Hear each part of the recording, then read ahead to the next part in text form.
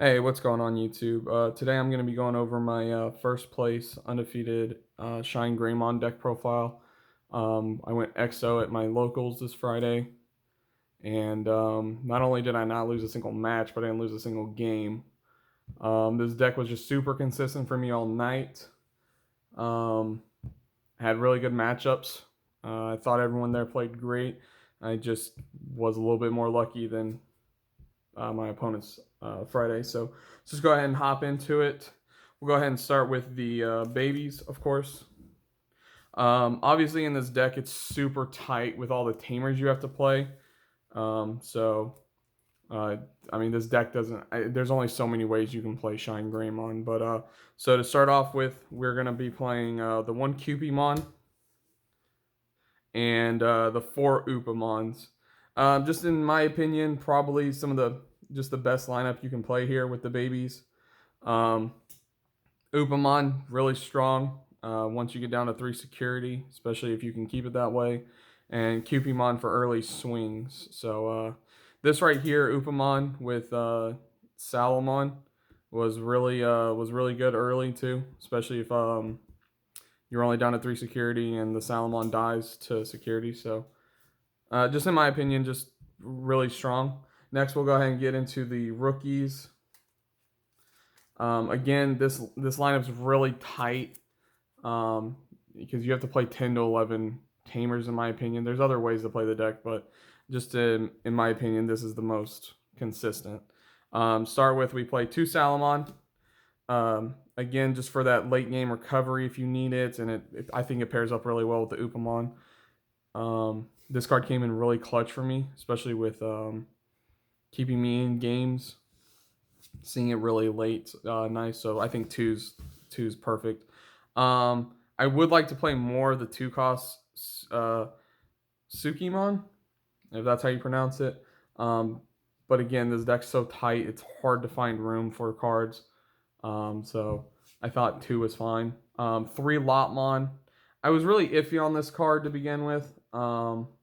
But after Friday, this card just it came in really clutch for me, especially trying to trigger my Karis, playing this while only having 4 security and then taking one and then drawing a card that really helped too with consistency, and then obviously next turn Kari starts to trigger off and your Upamons are live now. So again, really good card. I was pretty skeptical of it at first, but I had no problems with it at all. And then just Patamon, just this loaf of bread here. Um, he's really strong when I'm not forgetting about his effect, which did happen a couple times. Um, yeah, just being able to gain 1 memory when you delete an opponent's or drop an opponent's Digimon's DP to 0 is really strong. That was one thing that's really good about this deck is its memory gaining. There's so many different ways to gain memory in this deck that it just your opponent really can't ever memory choke you. Next, we'll go ahead and jump into the champions. And I know a lot of people, you're probably thinking, oh, that's a really small rookie lineup. I'm only playing 11. But there is a champion, a level 4 in this deck that kind of makes up for that. So we'll see that in a second. To start with, we are playing 4 Unimon. Just our blocker of the deck.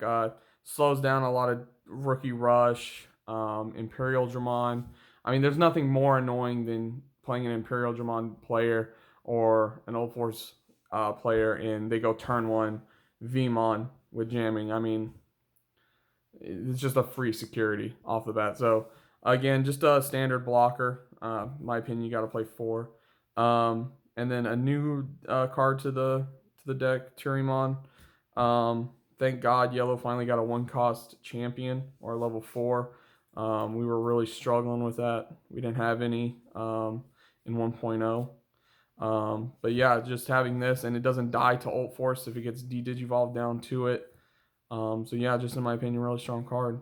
And then next, the card that kind of takes another level 3 spot, the Repamon. Yeah, it's a 2 cost to Digivolve, but the 3 cost play is just so effective. There were plenty of times during the tournament where I would just hard play this and just Digivolve onto it from there. It's really good at memory choking too at only 3 memory. Just overall, really good card. I mean, obviously it's only 4,000 DP, so it's gonna die to Alter S if it gets down to it. Um, but again, I mean, I really wish we could find more room for it. But you know, this deck's tight as it is, like I said. So next we'll get to the ultimates. Um, there's a I kind of wanted to change this a couple times. I watched a bunch of different deck profiles online, and then I stumbled across True Champion Stevens. I'm sure everyone here knows about him. Really liked his deck profile. Decided to give it a go. This is pretty much it. I only made really one change to it. I might make a couple more, but you know, you gotta keep playtesting and see where it goes from there. But again, with the ultimates, we'll go ahead and start there. 4 Rise Greymons. It's just standard. I mean, you have to play 4 of him. He's just the bread and butter of this deck. Really being able to get that your Shine Greymon checking 2 security. Um, yeah, I mean, and the free tamer off of him. I do think I maybe have played him a little too close to the chest. There were a lot of times where I had him in my hand but no tamer and just didn't digivolve into him just because I'm trying to get that free tamer off of him. But maybe I should just start playing him a little bit more freely, even if I don't have tamers in my hand. And then probably my favorite card since 1.0. I mean, Sirenmon. This is just, in my opinion, probably one of, if not the best level 5s we have in the game. A 2 cost ultimate, a 5 cost to drop, doesn't die to Alter S. I mean, what more can you ask for, really, in my opinion? It's just a great card. Um, Not much more can be said about it. And then Angelomon. Um, just for some more recovery. This is the starter deck one. Um, I mean, we play her for her card effects, and we play her for other reasons. You know, it's Angelomon. Come on, guys. Um, but yeah, just that late game recovery was really well needed. Um, yeah, I mean, not much more you can say about her. She's just an overall really good card. Um, and that's it. We're playing 9 ultimates. And then we'll get to the real champion here of the deck. Um, Obviously, 4 Shine Greymon. I mean, one of the best cards in our game right now. When we first got the card list for 1.0, I was really upset that he was on the card art. He was on the card art for the packs, but wasn't in 1.0. And now we kind of know why. He's absolutely dominating the meta.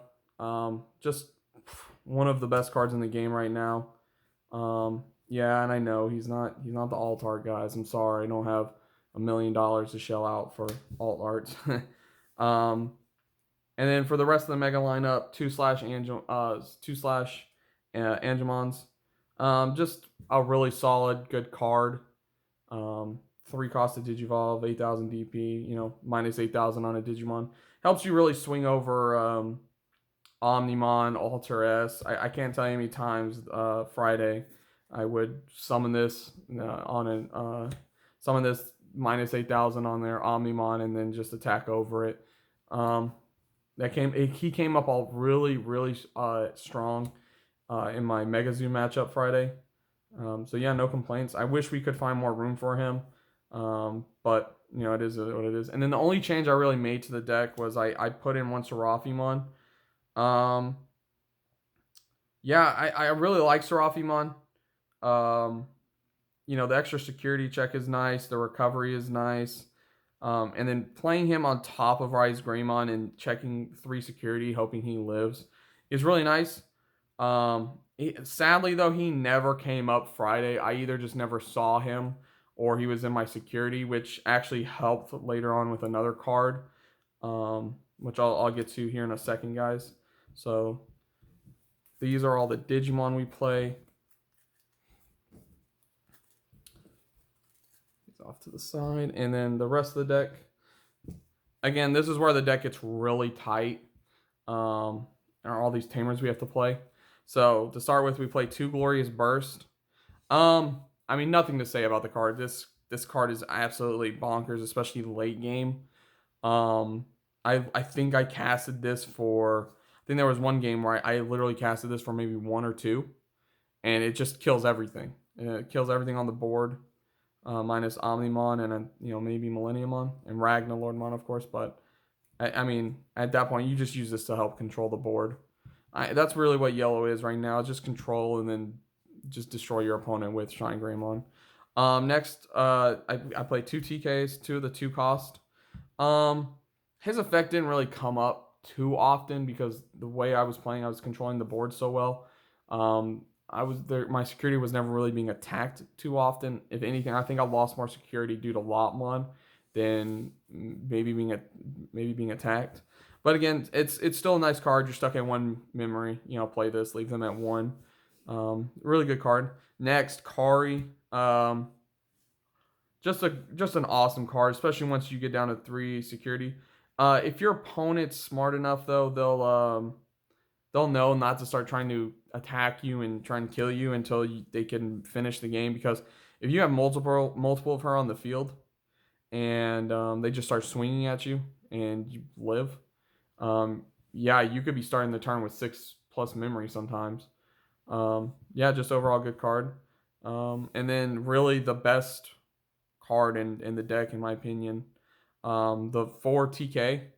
I can't tell you guys how many times just turn 1 I didn't have a rookie in my hand. I just play this. It's never a good idea giving your opponent that much memory to start. But I mean, he unbricks hands. He puts your memory to 3. He's just an overall fantastic card. Probably the best tamer we have right now in the English TCG. Yeah, I don't see him never not being played in a yellow deck. Just probably the most consistent card in here. So yeah, guys, that was my deck profile. My matchups for Friday, game 1, I played against green, but it was a Bancho Stingmon green. I was just able to control the board, kill out any of his ultimates that he brought out. And he also really got hurt by not seeing any tamers early. So yeah, I 2-0'd Bancho Stingmon green round 1.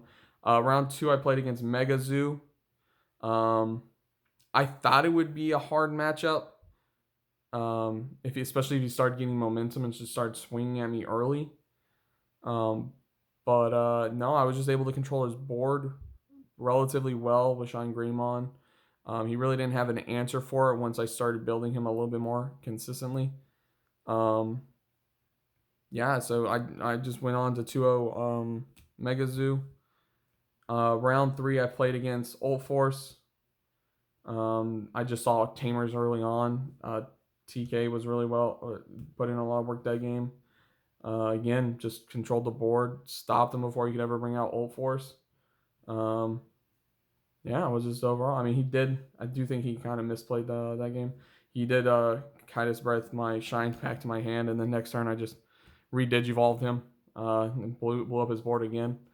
So that, unfortunate. But then round 4, I played against Red Ragnalordmon. It could have been Red Omnimon, I'm not sure.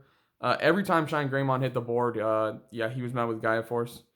He wasn't allowed to stay on the board very much that game. I had to just start swinging at him with other Digimon. Shinegreymon didn't do much that game. So, yeah, guys, other than that, there were probably a couple changes I would make. It's super consistent right now. There might just be some cool text I'd like to put in myself. Um, I believe in True Champions, he plays 4 of the 2-cost TK.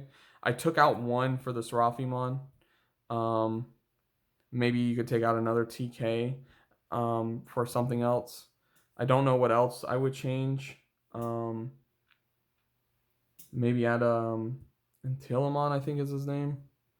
But yeah, guys, that was my deck profile for Yellow Shinegreymon. Again, super consistent, really fun to play, not to play against, unfortunately. So yeah, guys, if you enjoyed the deck profile, go ahead and leave a like, comment, and subscribe. And yeah, I'm signing out.